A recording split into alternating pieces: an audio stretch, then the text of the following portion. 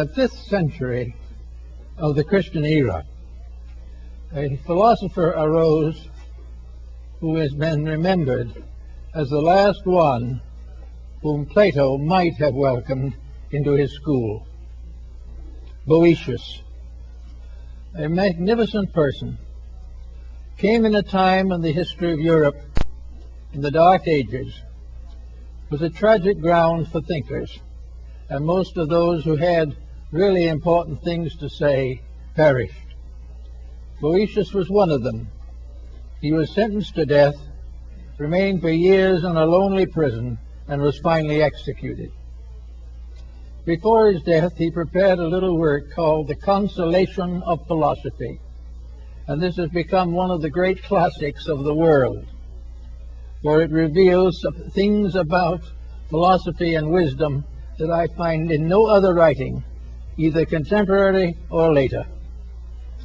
Actually, we must therefore bear in mind that Boëthius was a very devout scholar, a person of great personal integrity, who devoted most of his life to the search for truth. And every little fragment of truth he found, he served and tried to bring it to the attention of other people. Therefore, we may say definitely that he lived in love of truth, and he died in the consummation that his love had not been in vain. So we start with this problem by introducing a little part of the story of Boëthius. It seems that in this lonely stone prison where he remained for some time before his execution, he was alone with his thoughts. He had nothing to help him or to guide him but his own inner life. He knew perfectly well that he would never be released. It was not day to day, just when, but he knew that his death was inevitable. So with these considerations, he had nothing to fall back on but his own inner life. And realizing this and determined to live according to it, he settled down quietly to the contemplation of truth. And one night, while he was contemplating as best he could in that stone cell the wonders of life and the wonders of the universe, a great light came into his prison. And in that light appeared a magnificent figure of a woman, robed like Hypatia of Alexandria, radiant, hallowed, everything stupendous. And she came up to him and she said, "I am the one you have served. Now you're in need. I will serve you." And she explained to him very definitely that all he had learned to help other people had created for himself a debt which truth owed him, and that as long as he remained in the material world, truth would lead him, guide him, and to give him the intelligence and the wisdom and the love to face the things he had dreamed of and believed. As a result of that, his essay on the consolations of philosophy has become a classic. It was in this realization of the return of the good deed to the one who does it that Boëthius became aware of something, namely that truth is not a word. Truth is not a doctrine. Truth is not essentially a system or a school. But as all the ancients realized, truth is a living thing. It is a creature itself. It is something that has its own being. It has its own life and its own death, its own beginnings and its own ends, in an infinitude beyond our comprehension. But truth is a conscious being, and this being appeared to Boëthius in the prison. And from this truth he learned to live from day to day. He gained then the answers to all the questions he had asked. He gained knowledge of the distant places and the high places and the low places. He learned all the mysteries of space and time. He suddenly realized that truth was a great teacher, the one thing in life that knew. That truth alone could lead man to perfection. And this perfection he had to earn by giving his own life to truth. Therefore, we are able to follow some of the thinking of the ancients concerning the mysteries of life. We think of things today merely as objects. We think of hope as some kind of a word representing an emotion. We think of wisdom merely as mental penetration. We think of love as merely a personal emotion of our own, shared by others, but still merely an emotion. But to the ancients and to the wise, these so-called things were actually beings. Love, it was a reality, it was a creature, it was not merely a relationship. And from all the ancient and classical writings we find that the Greeks, the Egyptians, and Persians, and nearly all foreign peoples have personified their virtues. When they think of strength, they think of a certain power. When they think of wisdom, they think of a person who is wise. And so the ancients created gods for every emotion, every thought, every attitude of the human mind. Therefore we have Jupiter ruling over one thing, we have Saturn ruling over something else. To us these things are meaningless. We have a very different code. But to the ancient people, with their mystical opportunities, these different things were realities. Hope was a being, not a thing. Hope was something that grew like a child in its mother's womb. Hope was a great moment of veneration, like the individual taking holy orders. All these things were part of a being, and all great good things are beings. They are personifications or embodiments of principles, and they appear to us as a kind of language of symbolism, a language which enables us to share in the wisdom which they impart. So Boethius in his cell saw in the vision of the power of enlightened love the fulfillment of a dream, the dream of the ages. He was told by this radiant vision that she had been with him from the beginning. The moment he dedicated his life to truth, she was with him. She would be with him to the end of his days, and at the same time she would be with all others under the same conditions, because no one walks through life entirely alone, and those who have given themselves to unselfish service to others walk constantly with a radiant presence beside them, something that is going to guard them and protect them because they have deserved it, because they have earned the peace of inner life. They will have it regardless of what happens in the outer world. This was a great consolation to Boethius. It gave him the courage and strength to know that once one dedicates themselves to the service of truth, they will never again be alone. They will be with something, someone, somewhere, who is ever and always waiting to help, waiting to use this truth that they have discovered in order to save them further punishment, further suffering, or further pain. So the wisdom that Boethius had assembled to teach others was now taught to him. It was shown to him conclusively that his dreams had not been fables, that his ideals had not been vacuums created by optimism or pessimism, that in reality truth is alive and walks with those who serve it. Regardless of how we view the matter, it is a beautiful thought, a very kindly thought, and a thought that gave consolation to this lonely prisoner doomed to die because he had tried to help. Actually, therefore, before his death, truth took Boethius through all the worlds of space, through the great realms beyond where he could not go himself. Truth showed him how right he had been in certain guesses and certain suggestions. Truth also told him that she had helped him to form these ideas within his own consciousness, that as long as he served her, she would stay with him, and he would never be alone again. So Boethius, when the time came, passed on without fear or doubt. And his little book has brought comfort and insight to millions of people in a world that he never lived to know about or understand. This brings us very definitely to the concept that we had for the discussion of the morning, namely, truth as love. That truth is a being, a power, a quality. Truth is the most dramatic, dynamic way that leads to reality. But what is truth to us? How do we understand truth? Well, probably we understand it very much as Boethius understood it. We understand it by a little effort to grow.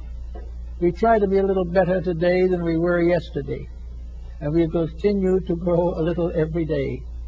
But the first step that we take toward reality brings us this contact, this something that walks with us the rest of the way.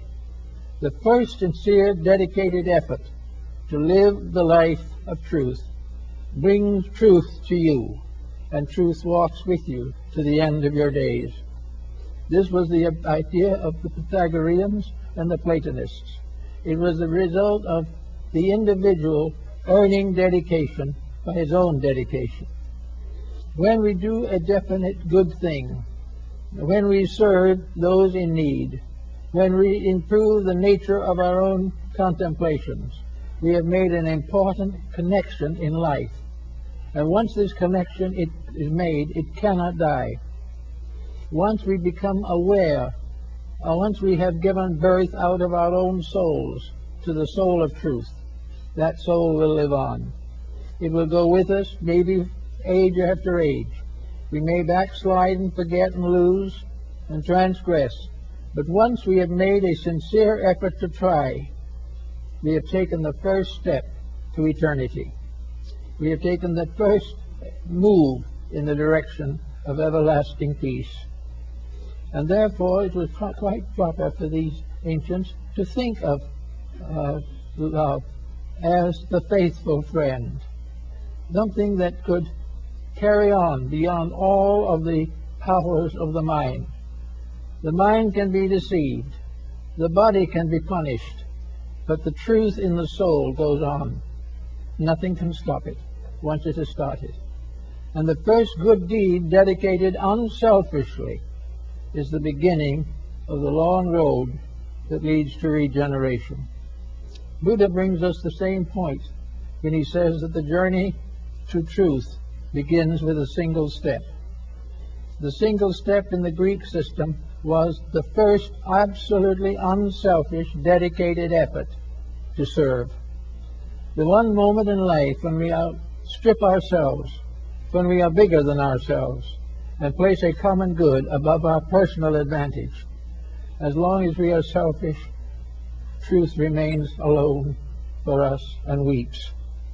The moment we are selfish in our thinking, or in our actions, or in our codes of life, we cut ourselves off from the eternal love which is saved for us in the wonders and mysteries of the mystic life. So it's after a certain period, we do make this effort. It becomes, as Buddha pointed out, after the first step, the second step is a little easier. But of course, all through the first steps and the second and the third, there is the pressure of outside forces. We are constantly under tension and stress and temptation. But as the moment we begin the journey, there is something there standing with us.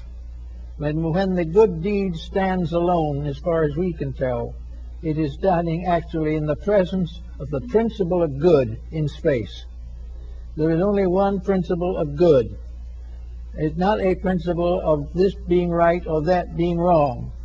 It is a simple, actual adjustment within ourselves. It requires no intellectualism. It requires no vast store of knowledge or insights. But these may contribute to it. But it is a step from the selfish to the unselfish, from the dark into the light. And once when the individual makes this dedication, he is pressed gradually forward one step at a time, to the fullness that he seeks to possess in the fullness of his own maturity.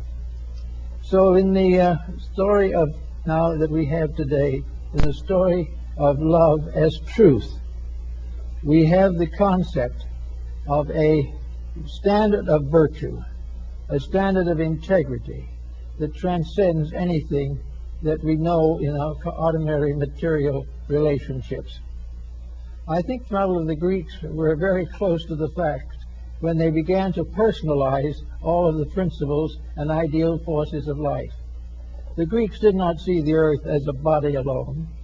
The Greeks saw the earth as a soul, as a living thing. They did not see the sky as merely a great mass of stars. They saw it as a great mother brooding over the world. The stars in themselves were not just sparks of light or some kind of chemical explosions in space. The stars were beings looking down upon the world. Everything in the world was alive. Everything in the world was conscious.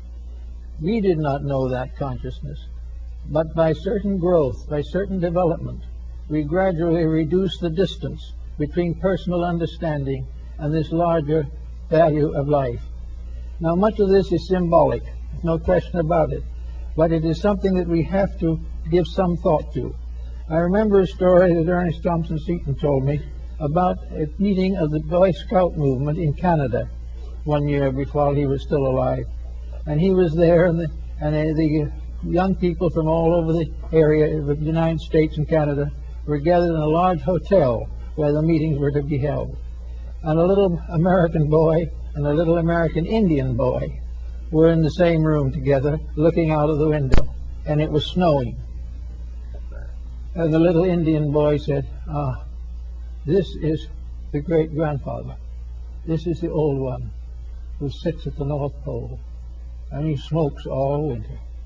And every time he empties his pipe and throws out the ashes, it's a snowstorm. All these, you see, are the ashes of grandfather's pipe. The little American boy looked at him for a moment and thought he was insane or something, and said, "Oh, don't be silly. That's nothing but snow." The little Indian boy never did get the idea that snow was anything except the ashes of grandfather's pipe. And this is the truth in almost all ancient beliefs. All Indian peoples had beings at the root of life. All Chinese people had beings. Hindus had beings. Greeks had beings. It is only in our modern scientific world that we transform these beings into scientific formulas of numbers and letters and try to bestow upon these formulas the interpretation of the mysteries of life. You cannot follow the scientific method we use today to find the secrets of anything except the most transcendent material objectives. Actually, the answers to all the riddles of knowledge, the source of energies, the source of life, of time, of light and darkness, of good and evil, are all formulas of vibratory rates, and they are all alive. Everything has some kind of life in it. It is in the stone, it is in the star. They are tied together by a tremendous unity. So Boëthius went out with the vision of the wonderful Lady of Light to gaze at the contemplate the space around him. He saw it filled with life, not with dead atmosphere, not with just earth and air, but filled with living things, beautiful things, wonderful things, that surrounding man and all of his knowledge and thoughts and his ignorance also is a world of living things that he can't even see, a world he doesn't even believe in, but a world which affects him every day, a world which moves in upon his moods, upon his attitudes, a world that punishes him when he is selfish, a world that praises him when he is right. And he will recognize that in a mysterious way there are forces in that world which will guide him to his proper destiny if he will keep the rules. Each individual must live the life if he would know the doctrine. And when he does so, he realizes that the life that he is going to contact is not simply energy. It is not just a thought floating around. It isn't even a mentation in the mind of God. When he keeps the rules, space is with him, time is with him, eternity is with him. Little by little, the purpose for himself is fulfilled, and the time will come when he likewise will be a unit of conscious energy in the great fields of universal life. So we all have not only this type of thing, but we also have to look around us to see what's happening. We look around and we see today the problem of air pollution. With that air pollution, thousands, millions of things die. This air pollution is against the rules. Therefore, nature will never support it. And nature will continue to punish it until it corrects its own mistake. Nature will never permit evil to survive. It will never permit the wrong to win. There will be moments of apparent victory, but they will be followed by years and centuries of terrible defects and disasters. Everything that we have around us lives in a sea of truth, lives in a vast organism that is based upon infinite wisdom and infinite love. These are the ruling powers. The universe is not neutral. It is not simply space. It is not things moving, floating around in a vacuum. It is not formulas that can be put into letters and numbers on a scientific blackboard. Space is alive.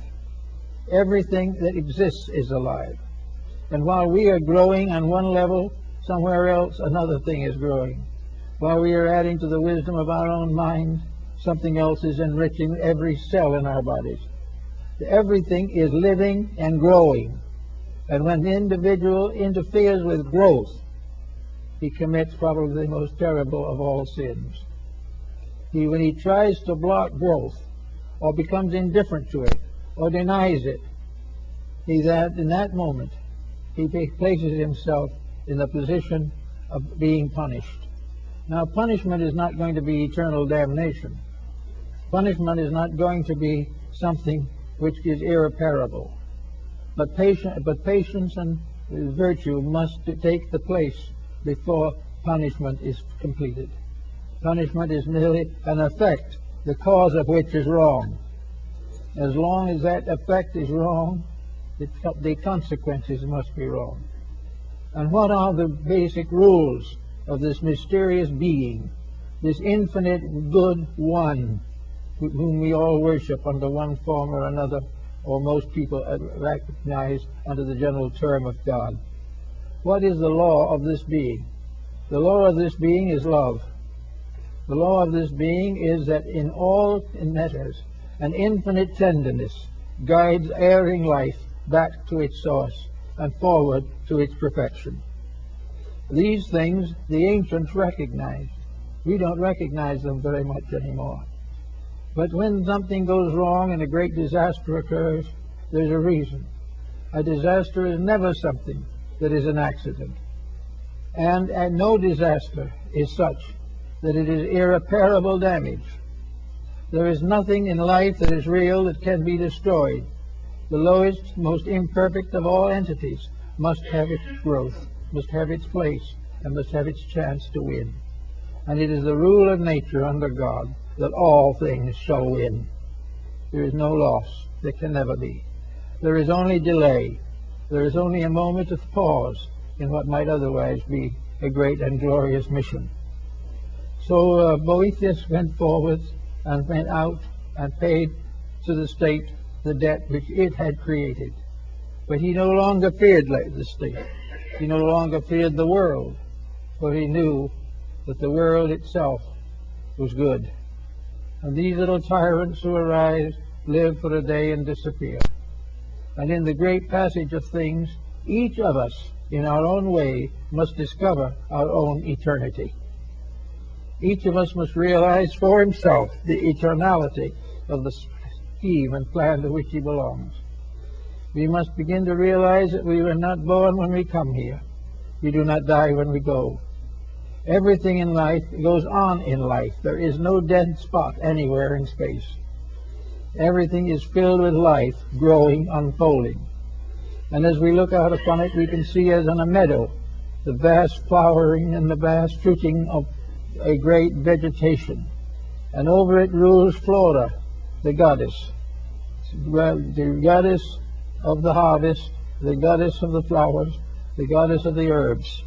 She represents the very principle of the values and powers which the plant kingdom embody. In other words, the plant kingdom is a being growing up. It is not a place, it is not a series of wild seeds that we know nothing about, or of plants that die and never come back. The plant kingdom is an entity, a living thing. It has its comings and its goings, but its eternity is never questioned. It will go on, and if it is abused and perverted and corrupted, it will remain to correct these conditions until they are corrected. And anything which consciously and intentionally destroys these growths or tries to frustrate them will find that his own ignorance becomes a terror to him.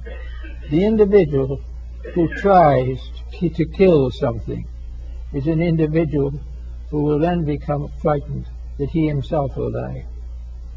And he was wrong when he thought he killed. He was wrong when he thinks he will die.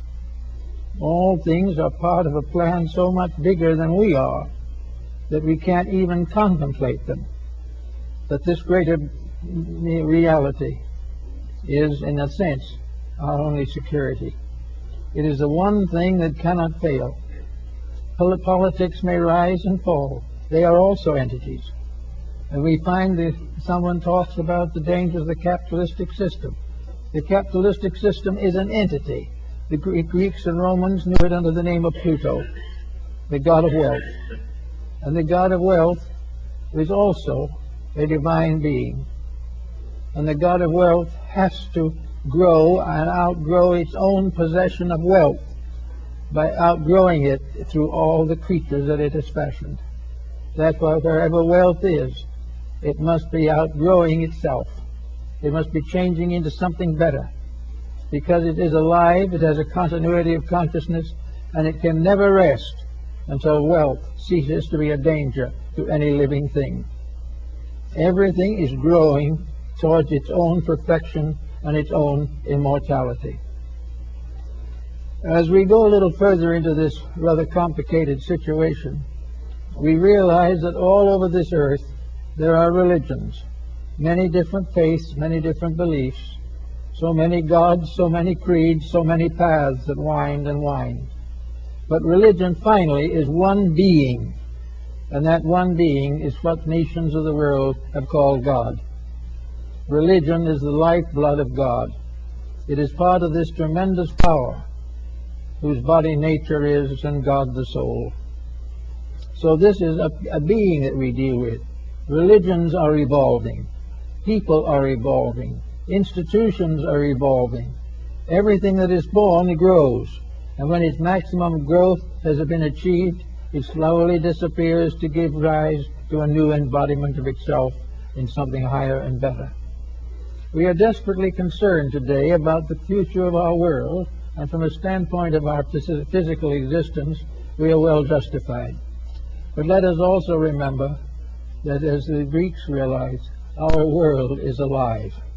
Our world is a great being crawling through space, passing through the solstices and the equinoxes, and passing through the arches and ways of heaven. Our earth is alive. This again we have forgotten. Therefore, when we exploit it as we do, we forget the troubles that we cause for ourselves. Our earth is a very benevolent mother, and as a Mother Earth, it is worshipped and recognized by most of the faiths and religions of mankind. This earth is a wonderful and gentle thing. But when we begin to exploit this, we recognize that we are doing an evil. We are trying desperately to corrupt something that cannot ultimately be corrupted. This is the kindly mother becomes the stern parent. When we abuse the powers which are given to us, these powers must punish us. Because in the final end, if you do not punish when it is necessary, the ultimate victory cannot be attained. So we have an earth now that is worthy of our consideration, not simply because it is a heap of dirt, not because it is filled with earth or covered with plant life. An earth that is alive as a being, an earth which is worthy of our love, worthy of our tender support, and constantly needing our agreement with its own laws. Unless we keep the rules of earth, earth cannot keep our rules. If we do not give opportunity to all the different forms of life that exist here, these forms of life become shadows and become negative factors at endangering our survival. Yet there in nature there is not one single force that is angry. Nature has never known anger. That is something that the human being has developed. As a kind and loving mother, we would chastise the child, but never to destroy it, only to help it to attain to its own maturity. So when something is wayward, we set up problems to bring it back again into patterns. And to do that, the world is given all forms of educational help. We were given the wonders of nature, and the final textbook, which, as Lord Bacon pointed, is written in the stars and in the elements and in the earth. Paracelsus also tells us that there are three great books from which man can learn the mysteries of life. The first is the book of God, the second is the book of nature, and the third is the book of the human soul. All these things are the source of instruction, but we have to accept it. Now, if we do not accept it, it doesn't mean that a great tyrant is going to come and attack and destroy us. We are not going to be downed by evil. We are going to be corrected as the only way of restoring good. There is no loss. There is no problem of things being destroyed. There is only the problem of the individual being tested according to the degree of enlightenment which he has attained. Nature does not expect imperfect creatures to become perfect in a night. He does not expect all the mistaken laws and rules of existence to be corrected in a single day. But nature demands that individuals every day keep the best rules that they know, that they live according to the convictions that are the best for them and which they have gained over experience and time. In the course of living, every individual has experiences. These experiences either can be developed into a new level of personal development, or they can be resented and can be discarded as evil simply because they fail to gratify us. But there is in nature no evil force. There is in nature no forgetting of good. All things are fulfilled by the very vibrations by which they are caused. Everything flows into everything else in a perfect rhythm of purpose. Therefore, there is never a moment in which we are not given the opportunity to grow, that we are forgiven for our mistakes if we did not know better. Nor is there a moment when we cannot correct these mistakes and go on to something higher and more noble. It is a great school, so to say, but the teachers are alive. They're not books. They are the very living essences of nature itself. They are part of the eternal process which nature provides the human being with a mind and a heart, and then bestows upon the mind and the heart the secrets of survival.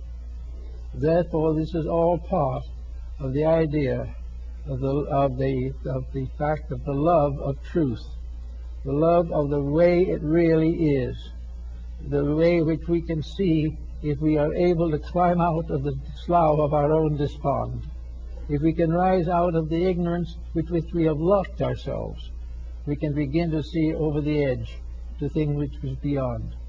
And when we do that, we will grow a little. And as we grow a little, the problems will become less.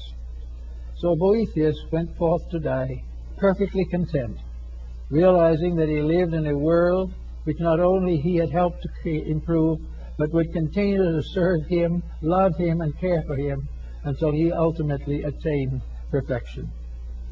Everything that tries is rewarded for trying. Why and how? Well, if no one tries, nothing tries, unless it has a vision of something better.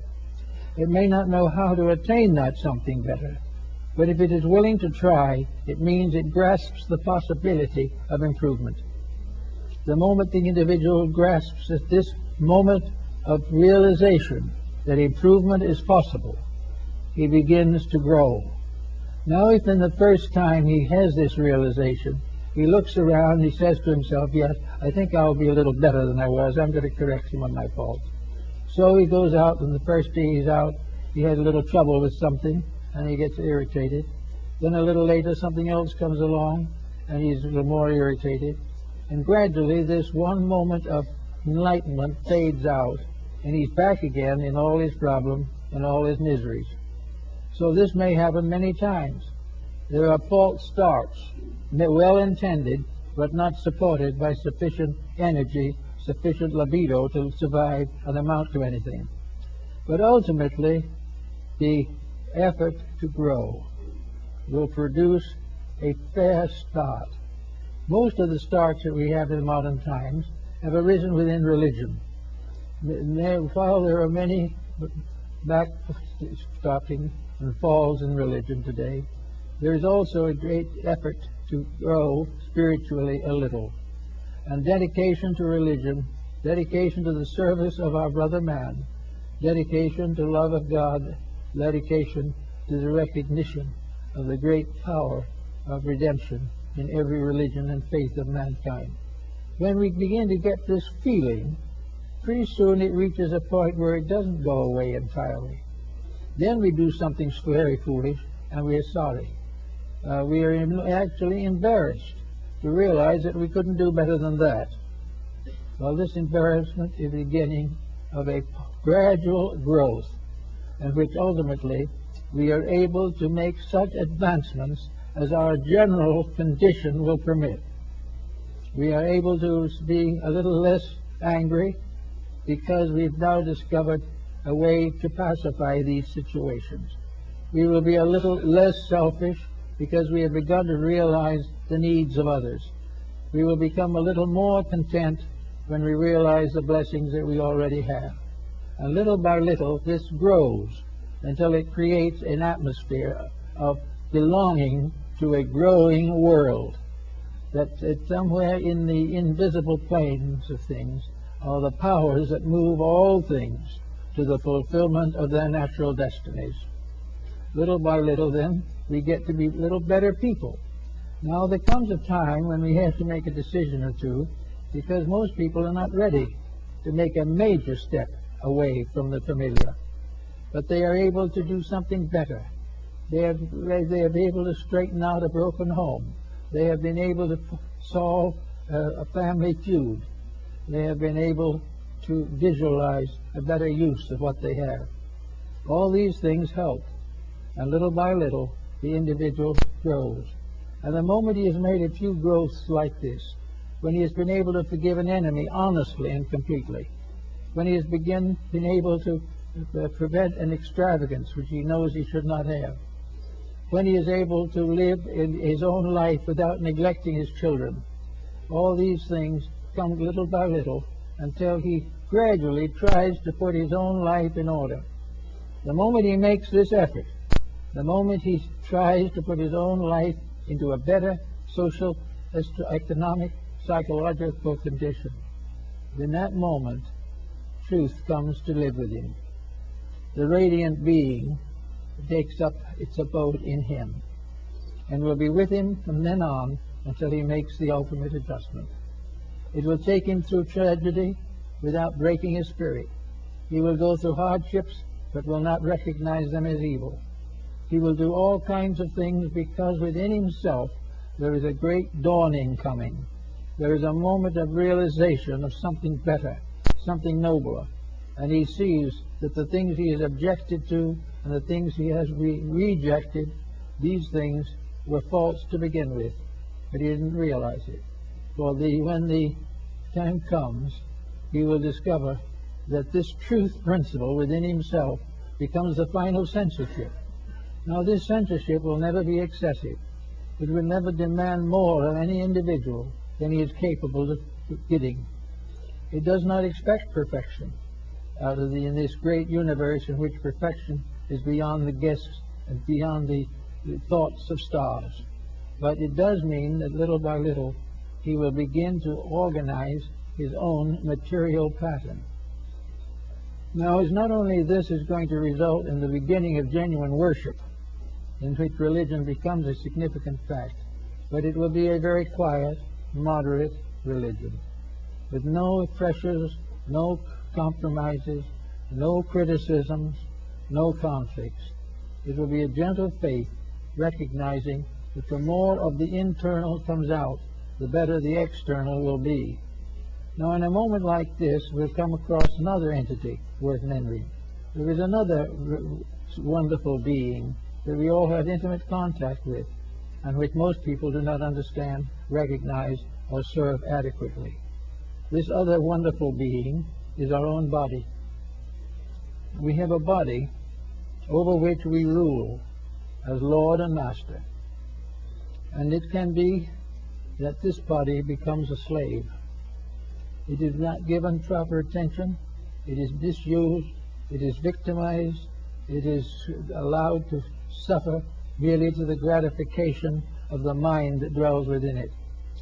Now, truth will never permit the misuse of energy.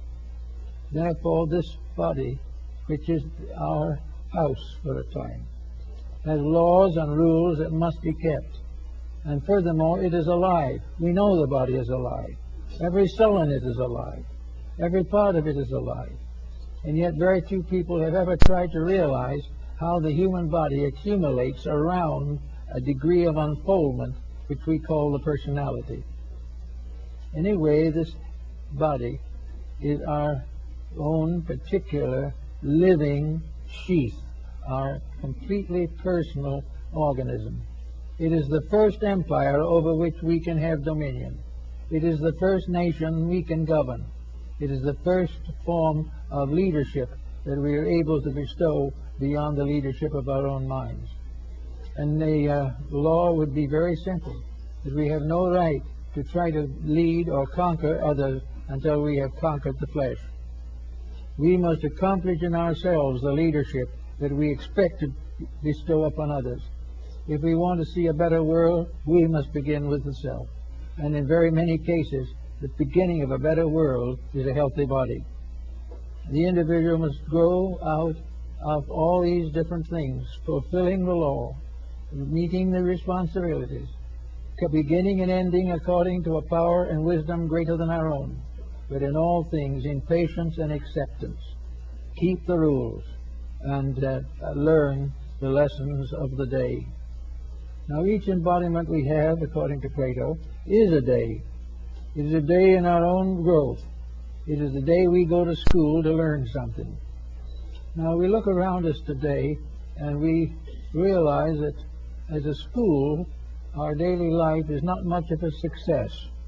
We do not have a discipline to take care of us through these years of growth by which we must finally reach our own adult physical years. So nature depends upon this problem and gives us certain ultimata to face it with. Nature gives us the rules, and when we do not keep the rules, nature gives us the example of the broken rule.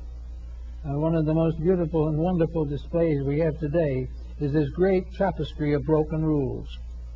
Now, everyone is worried about these broken rules because they are a danger to us.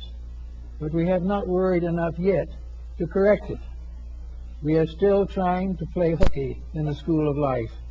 We are still convinced that we are here to have fun, to have wealth, to have influence, to become famous. And as long as we do that, the great genius of truth will not be with us.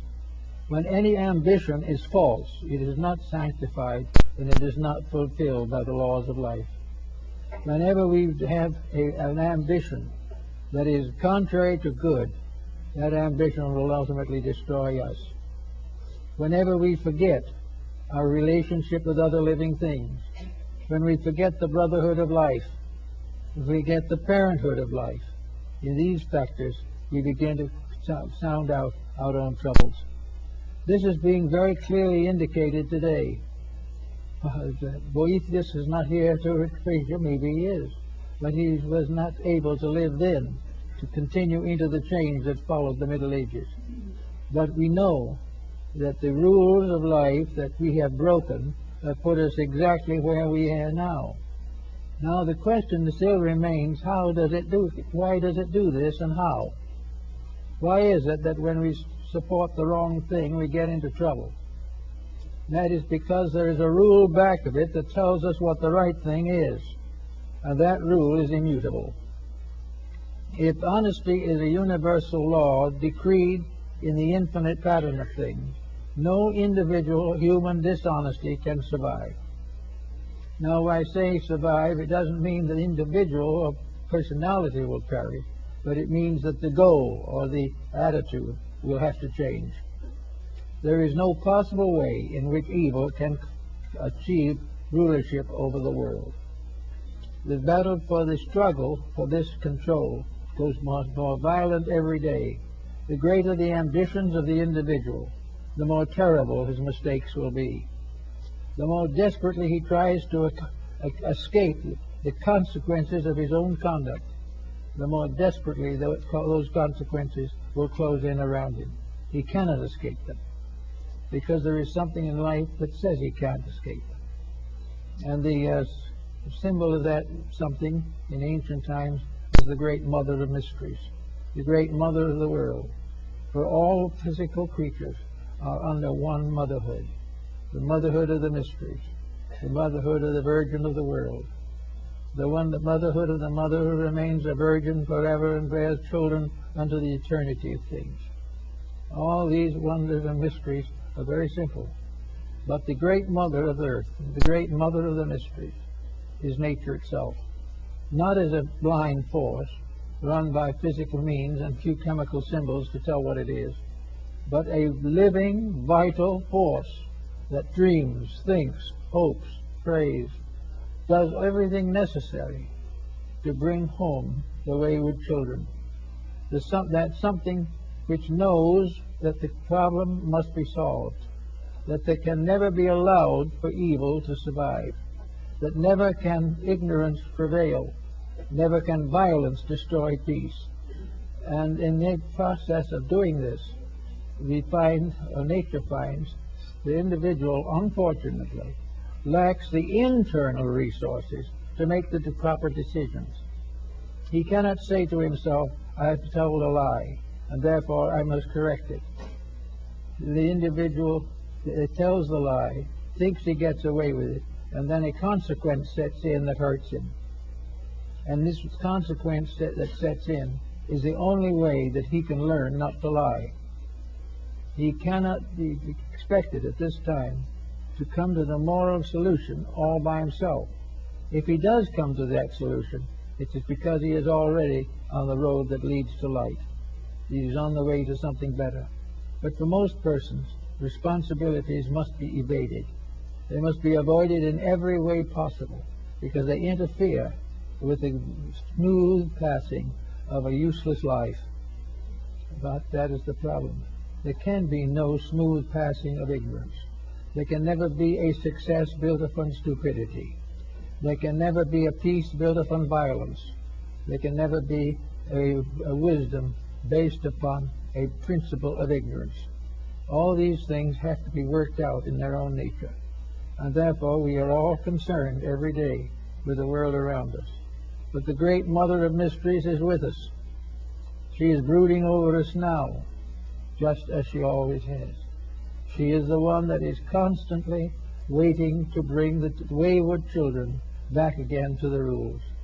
And she will never stop until they come back. No one will ever be permitted to be a truant. Actually, the truant will hate punishment. The dope addict will hate to be prevented from gaining his justification or his pleasure from the narcotics. He will try everything he can and will hate the laws that prevent him. from doing what he pleases. But above the laws that will make us do what we please, there is a great law that tells us we must do that which is right. And in this way, we gradually discover that there is a universe of intelligence, a universe of wisdom, a universe of good, a universe dedicated to the service of eternal truth and dwelling forever in the presence of the divine being. Therefore, if we go along a little, as Boethius did, we may come to the gate that leads out from this life into something else. But when we go through, we will make the discovery that we have not been cast again into shadow, but that the light in ourselves, if it is there, will never leave us. And no matter what happens from that time on, truth will prevail in us, and that means that peace will take over. Now, if truth prevails in the average person, let's take an example, a very concrete one, of just how it operates. Supposing truth in the case in consideration is a problem of maintaining the health of the physical body. This is something that is very significant today. The physical body is, in a sense, our child.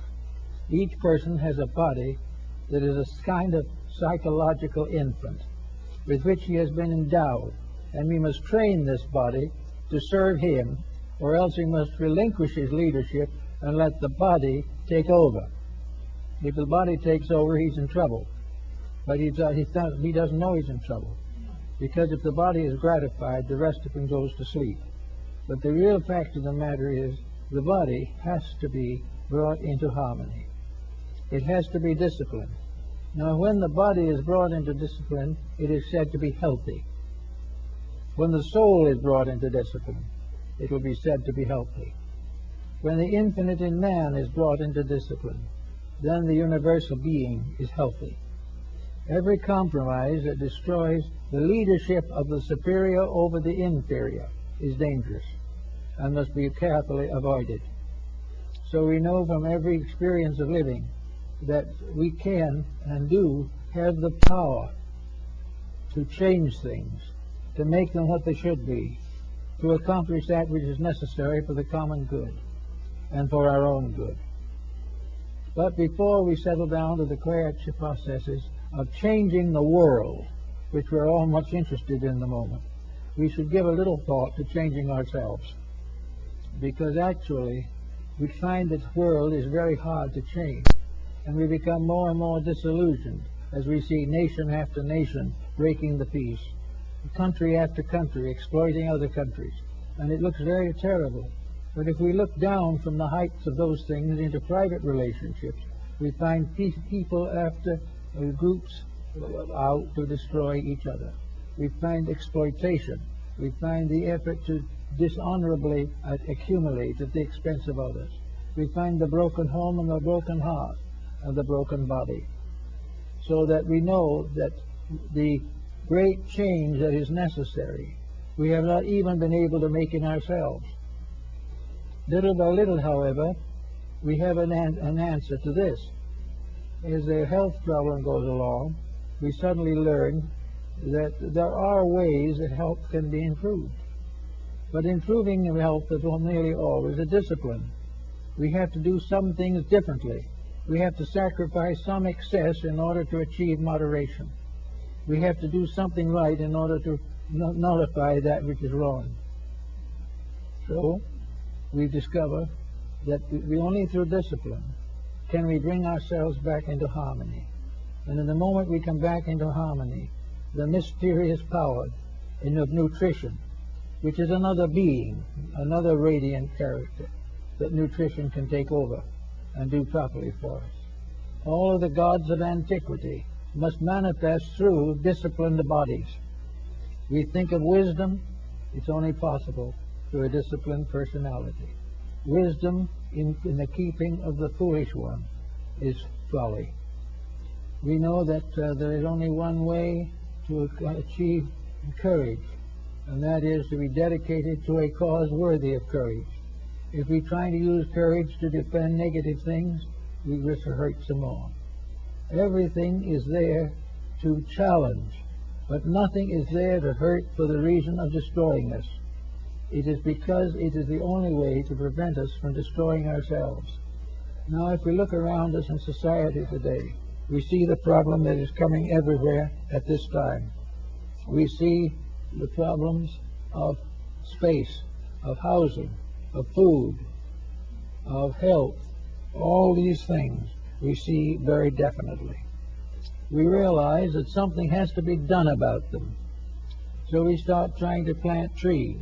We trying to find ways to purify water. We try to find ways to cleanse the earth of the pollutions and problems that beset it. We try to find ways to control the population, prevent the destruction of natural resources. Let us for a moment turn all these things back into ourselves and realize the reason that we can't solve the problem on the outside is because we haven't solved it on the inside. We haven't made the contact which make it possible. When Boethius was given the presence and vision of the saintly being that came to serve him in his sorrow, he gave us an account of a wonderful discipline, a wonderful courage against circumstances. So if we want to do any of these things on the outside, something must come to us on the inside. We cannot improve the world if we can't even save our own necks. We can't bring peace in the world if we can't have it in our own family. And how can we declare the ambitions are false when we can't stop using narcotics for our own pleasure?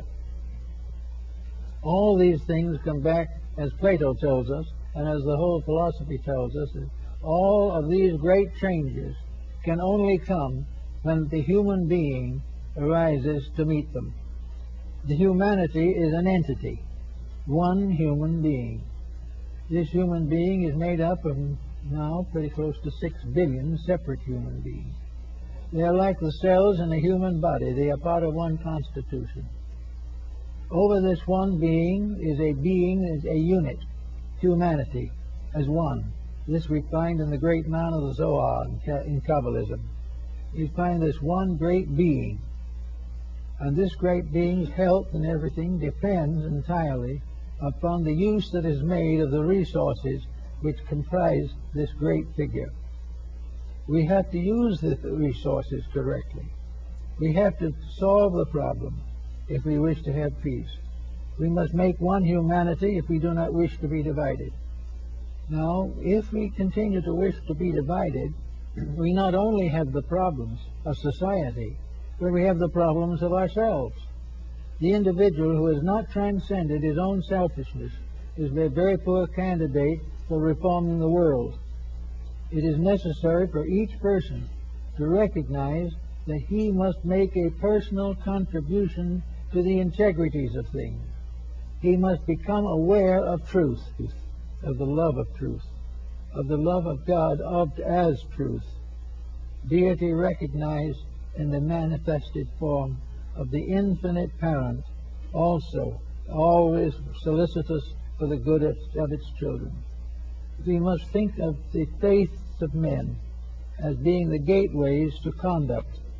We must think also of all the dreams and hopes of the ages and realize that they cannot be fulfilled until the individual loves truth better than he loves himself.